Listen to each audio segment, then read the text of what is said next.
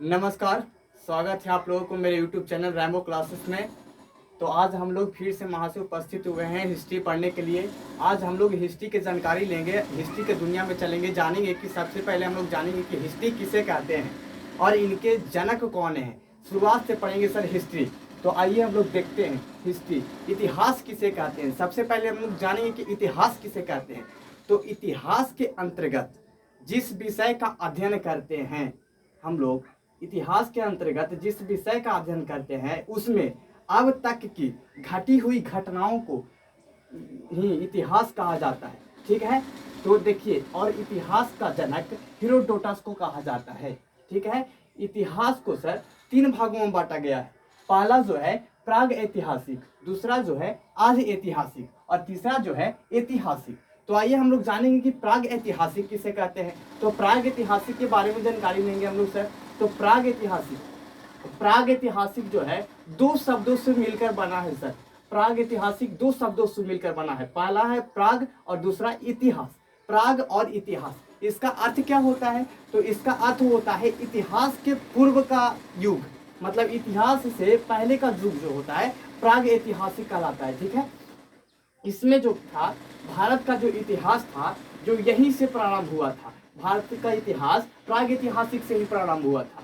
प्राग ऐतिहासिक में जो था वहां से इसमें जो था इसमें ये एक ऐसा काल था जिसमें मानव लोग जो थे वो झुक कर चलते थे। उन्हें चलने की आदत प्रवण नहीं थी। वो मनुष्य जो थे वो झुक कर चलते थे। उसे आदि मानव बोला जाता था, वैसे चलने वाले मनुष्य को।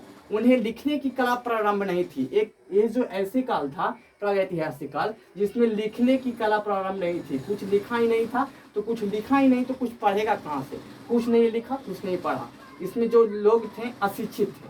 ठीक है, यहाँ से हम लोगों को पुरातात्विक स्रोत की जानकारी मिला। पुरातात्विक स्रोत का मतलब होता है पुराना सबसे, जैसे में लोटा हो गया, थाली हो गया, औजार वगैरह जो हुआ बनाया जाता था, इसमें प्रागैतिहासिक कालों में बनाया जाता था। तो उसके बाद हम लोग देखेंगे कि प्रागैतिहासिक को 3 भागों में बांटा गया। पहला जो है पुरापाषाण काल, दूसरा जो है मध्य पाषाण काल, तीसरा जो है नव्य पाषाण काल। नव्य पाषाण काल को ही सर उत्तर पाषाण काल बोला जाता है। अब देखेंगे हम लोग कि पुरापाषाण काल क्या था इसमें देखिएगा। पुरापाषाण काल में जो था 25 लाख साल पहले से 12,000 साल तक चला था। ये 12 यहाँ पे के लिखा हुआ है, के का मतलब 1000 होता है सर। ठीक है, 12,000 साल तक चला था। ये जो पुरापाषाण काल जो था 25 लाख साल पहले से 12,000 साल तक चला था। ठीक है, इसमें जो था मानव अफ्रीका में आया। सबसे पहले मानव यहाँ आए थे, पुरापाषाण काल के लोग सबसे पहले आए थे, अफ्रीका में आए थे। मानव जाति का पालन अफ्रीका को कहा जाता है। अफ्रीका में मानव जाति का पालन होता था। सबसे पहले मानव जाति यहीं पे प्रारंभ, यहीं पे उपस्थित हुए थे।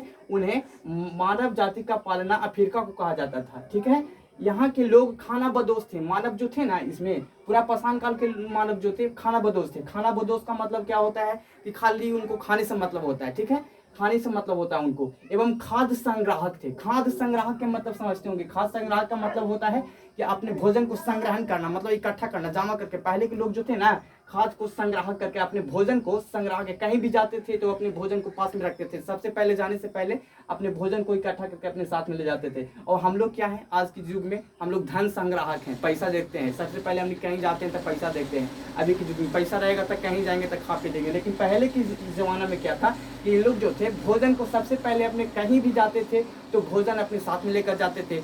खाद्य संग्राहक मतलब भोजन संग्राहक थे, अपने भोजन को साथ में लेकर चला करते थे। एवं अखेट करता था। अखेट, यहाँ पे एक शब्द लिखा हुआ है सर, अखेट। अखेट का मतलब क्या होता है? अखेट का मतलब होता है शिकार करना। यहाँ पे इन लोगों का भोजन कहाँ से आता था? तो भोजन जो था ये लोग शिकार करते थे, शिकारी लोग होते थे, शिकार करते थे, वही चीज को खाते थे, खाद्य संग्राहक के रूप में रखते थे अपने पास। इसे ही पुरापाषाण काल में हम लोग जानकारी लिए। देखिए, उसके बाद हम लोग चलेंगे मध्य पाषाण काल क्या होता है। मध्य पाषाण काल में आइए सर देखते हैं। इसमें दिया हुआ है 12,000 से 5,000 ईसा पूर्व तक ये काल चला था। मध्य पाषाण काल का ईस्वी जो था 12,000 से 5,000 ईसा पूर्व तक चला था। ठीक है, यहाँ छोटे एवं नुकीले हथियार का खोज हुआ था। छोटे एवं नुकीले हथियार का खोज हुआ था मध्य पाषाण काल में।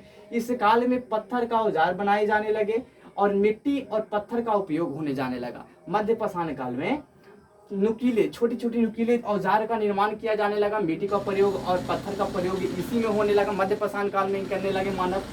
उसके बाद देखेंगे सर कि नव्य पाषाण काल क्या होता है। नव्य पाषाण काल या उत्तर पाषाण काल, नव्य पाषाण काल को ही उत्तर पाषाण काल बोला जाता है। इसका जो ईस्वी था देखिएगा 5000 से 3000 तक चला था। ये जो था ना नव पाषाण काल का ईस्वी जो था 5000 से 3000 ईस्वी तक चला था। इस काल में मनुष्य पत्थर मिट्टी को जोड़कर, मनुष्य जो था इस काल में नव पाषाण काल के जो मनुष्य थे इसमें पत्थर को और मिट्टी को जोड़कर दीवारें बनाते थे और पेड़ की शाखाओं एवं जानवरों की हड्डियों से छत का निर्माण करते थे। पेड़ की शाखाओं एवं जानवरों की हड्डियों से छत का निर्माण करते थे। हम लोग की जमाना में अभी देखते हैं, हम लोग ईटा बालू से नहीं, पहले के जमाना में लोग जो थे ना वो देखिए यहाँ पे कैसे बताया जा रहा है। इस काल के मनुष्य जो थे पत्थर मिट्टी को जोड़कर दीवार व पेड़ की शाखाओं एवं जानवरों की हड्डियों से छत का निर्माण किया। इस काल के लोग पत्थर को रगड़कर आग निकालना शुरू किया था। ठीक है, नव पाषाण काल में ही आग का आविष्कार हुआ था। पत्थर को रगड़कर नव पाषाण काल के मानव ने पत्थर को रगड़कर आग का आविष्कार किया, आग निकालना प्रारंभ किया और उसी आग से भोजन को पकाना शुरू किया। और इसमें विशेष जानकारी लेंगे तो नव्य पाषाण काल में ही पहिया का जानकारी, पहिया का आविष्कार कब हुआ था? नव्य पाषाण काल में ही पहिया का आविष्कार मिला था। ठीक है, तो देखें यहाँ पे हम लोग नव्य पाषाण काल तक की जानकारी लिए। तो आज के लिए इतना ही, धन्यवाद। मिलेंगे हम लोग अगले एपिसोड में फिर से। नमस्कार।